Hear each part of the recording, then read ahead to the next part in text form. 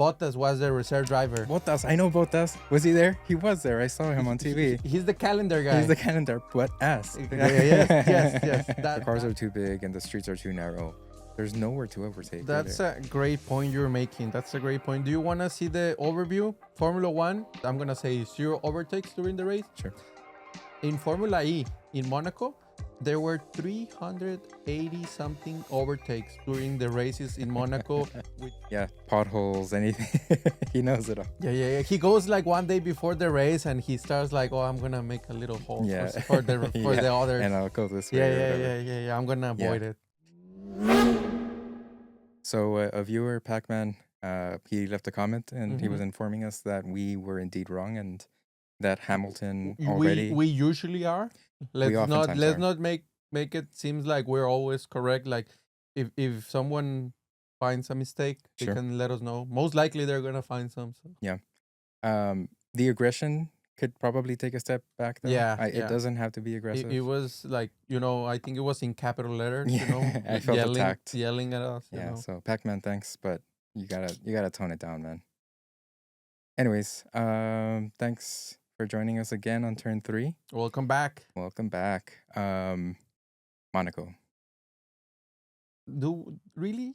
Monaco. Wait. Qualis. Okay. Let me remember. Qualis is probably the most. First of all, it's probably the most important quali of the season. I think so. Yeah. I think it pretty much because of the way that the track is. Monaco it's so much important on Saturday than sometimes on Sunday. Like sometimes the race is decided on Saturday on qualis, and that's what we were for. And of course, super surprise, McLaren, obviously fighting favorites in the championship, and one of the guys got the P1. Of course, is Lando Norris. Lando. And it was a great fight. It was a great quali, man. We saw the Mercedes, the Ferraris, and the McLarens fighting it out. And I think, of course, the McLaren had the edge, but the homeboy, the Monaco Prince, Charles Leclerc, he knows where those little shortcuts are for the track to get those points. But Lando was a little bit better. He has an unfair advantage that he just drives through them on his commute because he lives in Monaco. he has been going through those streets since he was like a little kid, man. Yeah, he knows every single like little change in the surface, everything. Yeah, potholes, anything. He knows it all. Yeah. He goes like one day before the race and he starts like, oh, I'm gonna make a little hole for the others. And I'll go this way. Yeah. I'm gonna avoid it. Yeah, I agree with you. I think that of all the different like events that happened this weekend, right? Like quali this is one of those like rare events where qualis is probably a little bit more entertaining than the race. And so I think Monaco for many different reasons I think is kind of a it's a unique race, it's a unique weekend. And I think we've sort of seen that with exceptions to the rules, like they mandated a 2 pit stop, and we can talk about that later. We'll talk about it. But it's a unique race, it's a unique weekend, and going back to so qualies are more important, I think. Like they're more important and they're more entertaining than the race. And those last like 5 minutes, I think, of qualies, I think were really cool, man, because you mentioned Charles Leclerc. He had like provisional pole, and I was really excited because he's not the person, the racer that he's not for Piastri, he's not Checo, but I like the story. I like he's from there, he was born there, born and raised, and how cool. Like last year when he won it, I was super excited about that for him. Yeah. He's the guy, the commentator from F1 TV, Alex Brundle, I think it is. The way that he was commentating the end of the race, it's like, oh, this kid has been growing on these streets since he was 8 years old. he's dreaming his whole life, and then he got the win in his home race in front of his family and friends. Man, it was like I had goosebumps all over last Yeah, year. and this was Yeah, last yeah, year, yeah. and so yeah, goosebumps. It was But everybody, I think it was like rooting for him. Like everybody, most of the people in there were rooting for him to repeat what happened last year. yes, And unfortunately, on Saturday, Lando took the pole, which I didn't know about this, but I heard this stat. It was from the last 14 out of 16 races have been has been the pole sitter that's won the no, race. oh yeah, it doesn't surprise me for reasons we'll get into. And that shows you like how Yeah, why is Saturday really really important on Monaco Day, Monaco weekend yeah, for sure. yeah. It's a challenging race to overtake. So Hmm. we and again, we'll get into it. But anyways, so those last like 5 minutes were so interesting to me because Charles had provisional pole, and I really wanted him to stay there. Um, and then here Lando, comes Lando Norris doing crazy things. Didn't he like break the track record or something like that? I think he did it on the race day, if I'm not Oh, okay. mistaken. I we should probably check out. But I thought he had broken the record during the qualies Maybe because I think before Hamilton had it, and now with his lap, I think he broke it. So yeah, I'm not sure.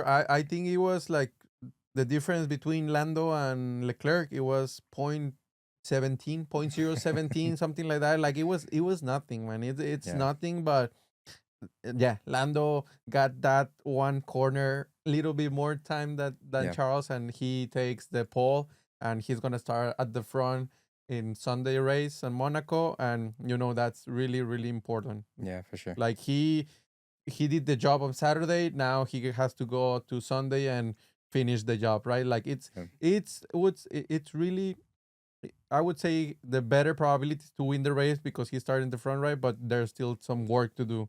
Yeah, well, you said 14 out of 16, right? So Yeah, chances are really high, but it's not like it's not a hundred it's percent. not 100%. Nothing's for sure, but yeah, yeah, yeah, Yeah, for sure. So it was an interesting qualies, and I think we can call it there. So thanks for yeah. joining us, Thank guys. you, thank you very much. Wait. Like we can do that. We can do that. We need to talk about the race. Do we though? Like, do we have to talk about the race? I think we do, man. There were like really, really good, important stuff that Hmm. happened. Bortoleto crash, uh, Gasly crash. I think Alonso got a DNF. Okay, Bottas was the reserve driver. Bottas, I know Bottas. Was he there? He was there. I saw him on He- TV. he's the calendar He's guy. the calendar, but ass. Yes, yes, yes. That's why. That's why we need to talk about it. All right, let's talk about it for Bottas. Okay. We're interrupting the podcast for the turn 3 pit stop. Quickly, you have 2 seconds to like, comment, and subscribe. Go. Well, that's a perfect point. Like, let's start in the beginning then. Let's start in the Go for it. beginning. So Sunday race, of course, Lando at the front, Charles in the back, and lights out and away they go, and nothing happened. Nothing happened. Everybody was pretty much on the same place. Yeah. Again, it's super hard to over like to pass each other. Sure. The track is really narrow, but yeah, we saw Bortoleto crash.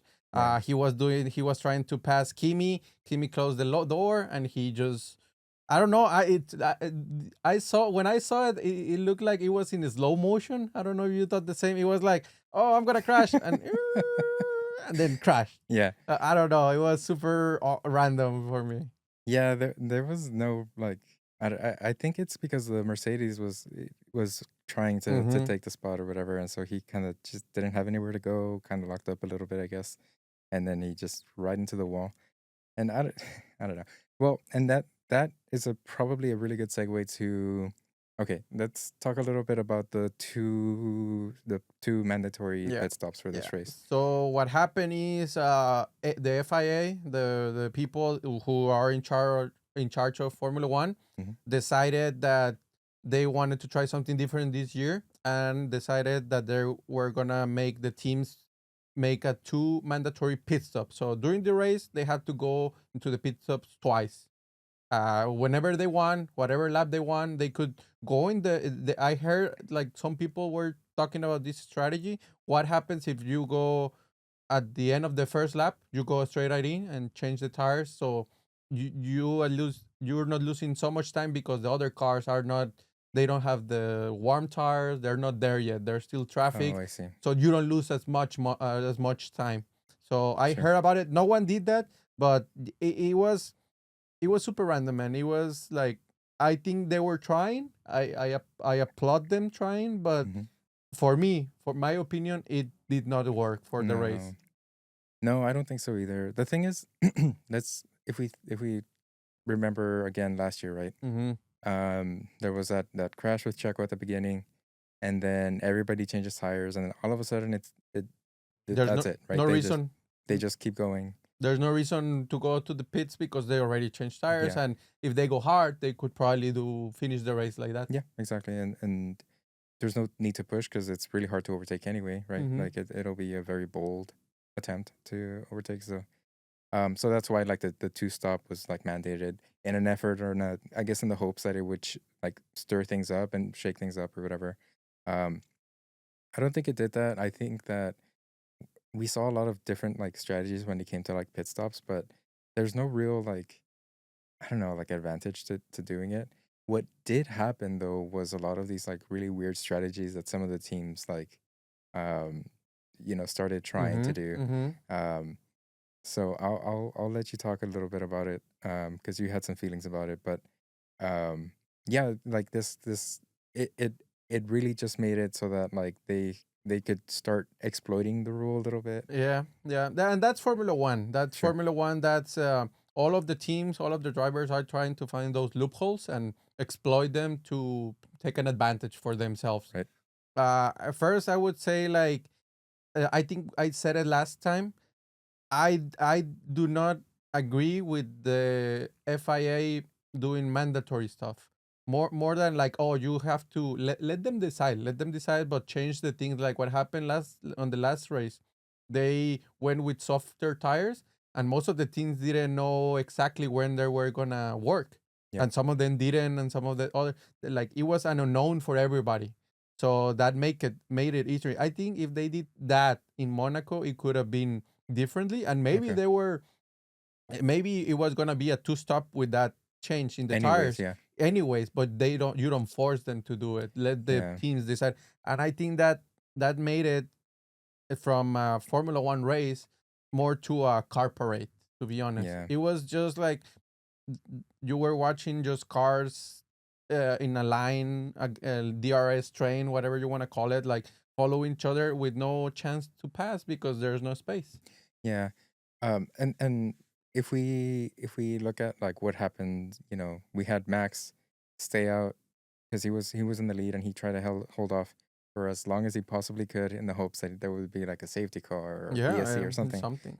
Um, so that he could potentially stay in the lead, right? But it didn't happen, and then but like the whole race, we knew like down to the last 2 or 3 laps, we knew like Verstappen's in the lead now, but he has to pit, right? Mm-hmm, mm-hmm.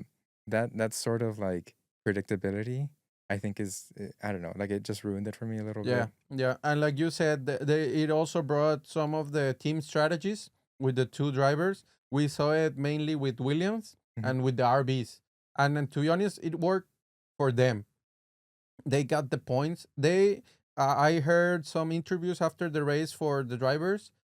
They did not enjoy it. They don't like to go slow, so in to give the gap to your teammate in front so they can go and pit, and after that is your turn. Sure. And you're backing up the whole way, and then you have like 5 or 6 cars fighting, and even if you have the faster car, there's no chance to pass. So even if you're like I heard like there were people that they were 5 seconds faster than the guys in the front of them, Hmm. and they couldn't pass. So where is all that speed gone? And like there's nothing Yeah. you can do. Yeah, I think I saw it was a stat I think that said something like some of the cars in the far back were going like on a like per lap they were doing like 5 or 7 seconds faster than the leads or like the people in Yeah, the yeah, front of the race or whatever. So yeah, that kind of thing that's what really kind of threw me off, or I don't know, put me off, I guess is probably a better way to describe yeah. it. Like w- it just felt gimmicky a little bit. It was like I know it's Monaco. I know it's hard to change the track. Of course, it's a street track. They use the streets in during the year. Uh, I know no one wants to get rid of it because of all the history, and it's probably one of the most valued races during the years for the Formula One. But we have to do something, man. We have to, I don't know what. I'm not Yeah, an expert. I have no ideas, to be honest. But we have to do something if we want to enjoy Formula One in Monaco. It has to be a different way. Like yeah, I again, I applaud them that they tried, yeah. but it didn't work. So I think the problem, in my very like inexperienced maybe opinion, hmm I think the problem is that the cars are too big. yeah. We've heard it a lot, like from over time and time again. The cars are too big and the streets are too narrow. There's nowhere to overtake, That's really. a great point you're making. That's a great point. Do you want to see the overview? Formula One, I'm going to say, I think there were like a couple overtakes, but I'm going to say zero overtakes during the race. Sure. In Formula E in Monaco, there were 380 something overtakes during the races in Monaco with Formula E cars. Like that's Wow. the difference because they are smaller, they're whatever. They probably I don't know if they go as fast as the Formula One, but that's the difference. The cars are different, and I'm pretty sure Formula E people that watched that race, they were like, "Oh my god, they're like passing each other all the time." Like it's Yeah. super excited. It wasn't that for us, so they should probably see what happened in Formula E, maybe take some notes and figure out for next year in Formula One. Yeah. Maybe the Formula One drivers should drive Formula E cars for Monaco. They're talking. Forget about it. This is not a joke. I don't know if you know. On 2026, hmm we're getting rid of DRS. Oh, bro. Okay. It's gonna be something else, which they're using right now on Formula E, which is like kind of like a turbo with the electricity or Okay. something like that. And they're gonna have they brought it from Formula E now to Formula One. Okay. Are we talking about, because I've tried to watch Formula E. Not quite the same thing to Mm-hmm. me. Maybe if I give it enough time, maybe I'll get into it. We'll start a new channel, Turn 4 or something. Anyways, Turn electric. Turn electric, yeah, Turn E. Um, if I'm not mistaken, in like Formula E, you have to leave the racing line and then like you recharge that boost, Mm-hmm. right? So whatever time you lose for for taking Out a of the line. out of the racing line, you sort of gain as an advantage for a Mm-hmm. boost that you can use later, right? Yeah, yeah. Is that what you're talking about? There Like that's there's a something like that, but no, I think it's something different. Maybe one of our viewers is gonna put in the comments like we're wrong, yeah, uh from what I know, it's the DRS system that they use in Formula E right now, which I'm not got it. super familiar with it. I think it might be what you're saying. I'm not familiar, but I know they're gonna get rid of DRS and they're gonna add something from Formula E to Formula One That's on interesting. 2026. We'll Yeah, look into it, but yeah, it could. Well, hopefully that makes some passes in potentially. Monaco, and they were saying like again 2026, the cars are supposed to be smaller, That's Formula true. One, but I don't think it's that big of a difference, man. I don't think we're gonna No. see a big change. I think it's like we're talking about millimeters changes. So. Yeah, and I'd have to have it in front of me to like Mm-hmm. to know what the size difference is, but it's not that big. Like Mm-hmm. like that is not going to be what's missing from Monaco. I think there has to be something else that happens in Monaco. Um, I've heard people saying something about like just don't make it part of the championship. Like have it be a just an exhibition race. People wouldn't watch it, or the teams wouldn't care anymore. And it Mm, again, if it's such historic, like you see it, like everybody's excited for Monaco. yeah, Everybody, like the fans, the drivers, the teams are excited for Monaco.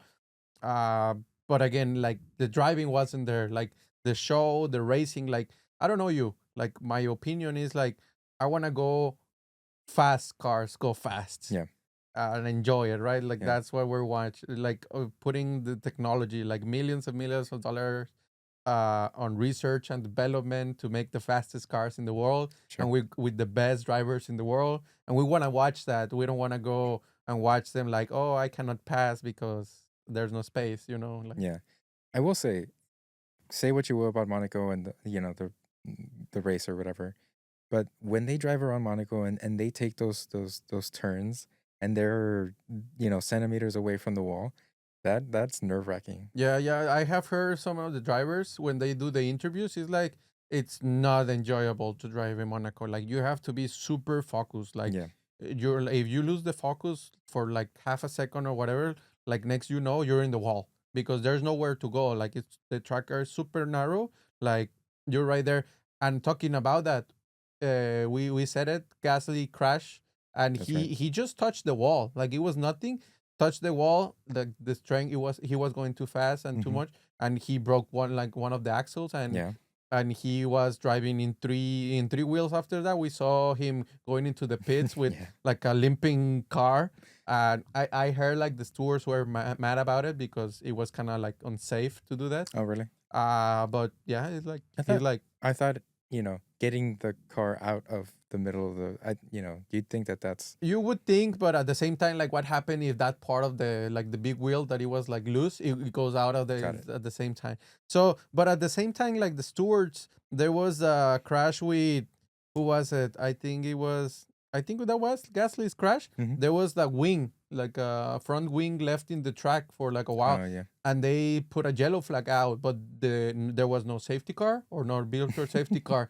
So it's like I don't know what's going on Make with up your the minds. yeah, Yeah. yeah, yeah. I don't know what's going on with the people. Sometimes they're I too don't know. scared to put in like the flags because I guess it does affect the track, like the race, like the momentum. If someone is winning and then a safety car comes in, You, all that advantage goes away. I understand that, but at the same time, like if you're doing it for safety reason, that was a safety reason right there. Like it yeah, was a front wing in the track, and it's not a big track, right? It's really narrow, sure. and all the cars were trying to avoid it. Like someone almost crashed. So again, like you said, like make up your mind for sure. Yeah. I don't know. It's one of those things that like there must be some rule, some guideline that they're because that's not even a rule of the sport, right? This is like the stewards is like Own their discretion. discretion. Yeah. Um. Yeah. I don't know. Yeah, yeah. It's so weird, man. Sometimes like we have discussed it. Like sometimes it's good, sometimes it's bad, but there nothing we can do. I guess. Not from here. No, no. No. But yeah, What else we no. got? We have Alonso. He was very Yeah, no, frustrated. and he was doing good, man. That's the problem. Like these last two races, he's been doing great, man. And I don't know how this is, man. I'm a big Alonso fan, but to me he's the better driver in that team right now. I If don't you look think at the anybody in the world would argue if that you point. but if you look at the points, it's not like that because of how unlucky he said it in the Yeah. radio. I'm the I think that was last year. unluckiest racer in maybe with fewer not so nice words, Sure. but yeah, and it's true, man. He was already like P5 or something, and then the car just started smoking, and then he had to retire the car, man. He's Yeah, and it's funny because the radio he said that last race, Hmm. and this race something terrible happened. Like man, yeah, poor dude. Uh, If this is his last year, this is like the worst year to retire. Uh, well, hopefully no. I think he still probably has one more year. I Okay, think he's waiting for Adrian Newey and the 2026 car, okay, and we'll see how it deals with him. But and then after that year, he will decide like if I want to continue doing this or maybe you know what he wants to retire or maybe he goes to another division. I have heard like he has some people already want him in IndyCar, so oh cool. maybe we'll see Alonso in an IndyCar in the future. That'd be something to see. I know who is it? Is it Grosjean? I think went to Mm-hmm. IndyCar. Mm-hmm. Yeah, so there's a lot of familiar faces in the sport. Yeah, yeah. No, but yeah, I wish I had more good stuff to tell Seriously. you, man. Like, again, we were super excited for Monaco. Um, we were hoping two pit stop strategy for the team mandatory for the teams was gonna Play maybe it better. make it a little bit different in the game. It didn't. I think it made it worse, Yeah. unfortunately. So if you're at a Burning Man, the probabilities were like whoever got the pole on qualifiers goes gonna win the race, and that happens once again in Monaco. We got Lando Norris got the pole on Saturday, Mm-hmm. and of course he takes the 2025 Monaco Grand Prix. I will say that was really, really cool to watch. Like you could feel the excitement from everywhere, right? Like his family was there. him, like everything. It was just it seemed really exciting. Yeah, That much that made me happy for him. Like yeah, I genuinely felt very happy for him. Um, I that was probably like the most redeeming thing that I can say about the weekend. yeah. Again, I think other than their own home races, I think all the drivers want to win with Monaco. Yeah, Other than their own home race, Monaco is the one that they're gonna go for it. And in this case, Lando has been fighting for it for 5, 6 years. I don't know how many exactly, but I think he deserved it. This one, he did the job on Saturday. He has been doing the job all in practices and stuff like that. yep, One thing I wanna say is uh he has we were talking about how Oscar has been in the front, right? Like a little bit mm-hmm. on his mind. And I think Lando needed this confidence, needed this win to get the Yeah, confidence, maybe get his momentum back. And they're so close, man. I think at the end of the day, I think they're like 3 points apart, yeah, the they're two very McLarens, close. and then Verstappen is on third, like 20 something points behind. Yeah, But that's the fight right now, the two McLarens, for sure. Oscar, Lando fighting for it. So and again, Oscar didn't win P3. He's still getting the points. He's Yeah. still like, okay, I didn't win the race, but I'm still at the front in this championship fight. So the gap is closing, but it's it wasn't enough for it to be Yeah. for Lando to be our new Or like again, championship if leader. and because Oscar got P3, if he got a P4, then it would have been more. Maybe Yeah, Lando passed him. yeah, because the 3 point Mm-hmm. difference, right? Mm-hmm. Yeah. And again, we talk about like Max, right? Like we talked about it the last time. Um, how important the points are for him right now because the constructors championship is gone for Red Yeah, Bull. for Red Bull is gone. I think it's at this point it's really just about the driver championship, Mm-hmm. Mm-hmm. and um, he wasn't there, so like it it really hurts his running for it. He is Max, and Max is Max, and Yeah. he will do Max things. So if anything, it's a speed bump, but it's a pretty significant one. I think they knew. I think they knew. I think Red Bull, like the Monaco, is not the best fit for their car to the track. Mm-hmm. So they knew they were not gonna win. So at least Max, I think he finished P5, if I'm not mistaken. Yep. P5. So at least he's getting the most points that he could got. Yeah. So at least he's trying not. There's still a gap between the two McLaren guys, but he's like, oh, I'm not giving up. I'm Yeah. still there. Like I need one win, maybe one win, and I'm gonna catch up. Yeah. So yeah, he's not gonna give up until the end of the season for sure. Okay. So podium, it was obviously Before that, one last comment. Charles Leclerc Mm-hmm. finished P2. The homeboy, he wasn't super happy. But That's if true. if you're sad for a P2 in your home race, you know what? I understand you wanted the win and you were super close. He was fighting with Lando at the end, but again, P2 is not too bad, man. Yeah, it's funny because I was talking with my wife and we were watching the race, and she said something like oh this must be really hard on him, and I go it's a P2, and she's like yeah, but like of all the races this is the one that like You want to it win.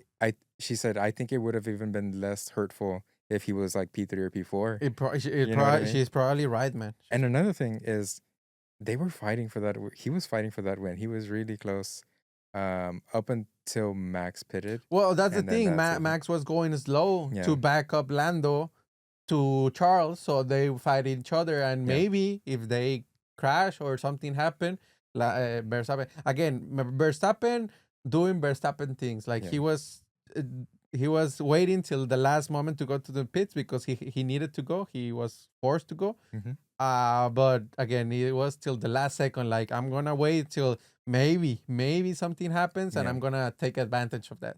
yep, yeah. It's like strategy, right? And you're sort of just like hoping. I think it was a really smart move for Yeah. Red Bull to say, look, we know we're not winning right now. We know we're a pit stop behind. But maybe they crash, and maybe we win anyway because of it. So Yeah, yeah, for sure. and we saw it with, again, we go back to the strategies. We saw it with Williams and RB making points in again, the two RBs making points. Hadjar has been probably the best driver of them. Albon making points for Williams too. So Yeah, again, wasn't pretty, but the strategy for them worked. Whatever games they were playing, and again, they weren't happy how they got it, but at the end of the day, results are what matter, and they got the points, and they're fighting for the championships. They're fighting for points. They're fighting for places, and they're fighting for millions of dollars Yeah, for next year. So tens of millions of dollars, if yeah, not. Yeah. yeah. Yeah, so that was the race. That was the race, and now we finished with Monaco, and again we go for the last race of this European triple header. Mm-hmm. Spain, Fernando Alonso home race, That's right. Carlos Sainz home race, Yep. and another exciting news: we're gonna see more upgrades, just like in Imola last time. Mm-hmm. We're gonna see a bunch of teams bringing upgrades to the track. So it So should be pretty interesting. yeah, well, it might be change a little bit the positions, but it should be exciting. Again, it's a big difference from Monaco to Spain, where they're probably gonna have more chances to overtake and fight. So Hopefully so. And we will talk about predictions for Spain in just a minute. But before we do that, let's talk about the predictions that we made for this race. Now, if you remember, thank you for joining us. And no, we have to do the predictions. Oh my We have god, to do this. do we really? Okay, Okay. So, okay, editor, get ready. I don't want to, but editor, please, 5-0, 5-0. five I think it's 0. important that we explain why. Yes. Because we had just as many people on the podium, right? Yes. Like the number of people like that we predicted to be on the podium, Yeah. but mine was in the right place. Yes. So according to our rules, or The turn turn three three rules. Yeah. turn three rules, the papaya rules. Yeah. You got I think the third place correct. I Mhm. think. Yeah. Was it Oscar? Oscar Piastri, yeah. And I got two people in my podium, but they were in the wrong places. Oh, you so did get two people. That's so right. at the end of the day, what mattered was that, and that goes before. Yeah. And So you got just the to be point. clear with the rules is whoever gets P1 wins, and if nobody does, then whoever gets P2, then whoever gets P3, and if nobody gets any of them in the right place, then we start talking about who has the most people or most On the drivers podium. in the podium. Correct. So in my case, which I'm very surprised that I'm getting up. But because you got one, but you got it in the right place. Yeah, that's right. So I yeah, wanted Hamilton. There was a chance that it would happen, and I was pretty excited. it was pretty close, man. It was pretty close. Again, like the strategies, maybe another safety car somewhere there, but yeah. Again, not the best drive for Hamilton, but it was pretty close. He was still Okay. there. I'm good. All right, so let's talk about predictions for Spain. Mm-hmm. I'm not gonna go as crazy this time around because I feel you sort of Man, sneaking up when on you me. go crazy, you win. When you don't go crazy, you win. Like either way, man. Either way. I'm gonna say like nobody is in the podium, and then something crazy. They're Man, gonna cancel the race or something. You know what you need to say one day? Uh-huh. You need to say Checo Perez is going to win. And I don't know how. I don't know And how. He will come into the race. They're going to give him like, oh, you're the reserve driver for whatever. And he's going to win that weekend, man. Yeah. Like, oh, the contract is still in place, so you can drive this weekend. Yeah. Boom, you win. No. But let's get to it. Let's get to it. Yeah, so I'm going to, again, I'm going to put my boy Oscar Piastri in P1, Lando Norris in P2, and Max Verstappen in P3. It's a very safe bet. Yeah. This time around.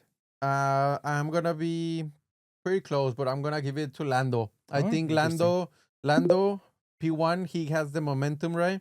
I'm going to give it Max Verstappen P2, Oscar Piastri P3. Okay. So same drivers, Sure. different order. Different order. I don't like that you have Piastri in P3. It doesn't matter because it's not going to come to you anyway. Yeah. Because it's your prediction. Yeah. I'm sorry. All right, man. Well, I think that's all we got, right? I think that's it. Yeah, we're excited for next week, and hopefully it's a little bit more interesting than this one. To be honest, I love Monaco, but yeah, it was a little bit of a snooze fest for a while. Dude, it always happens that I'm like, oh, Monaco, it's Monaco weekend. I'm really excited. I don't know why. And then the race happens, and I'm like, oh, that was very good. Yeah. So, well, all right. Well, thanks for joining us, guys, and we'll see you at the next race. Thank you. See you next week.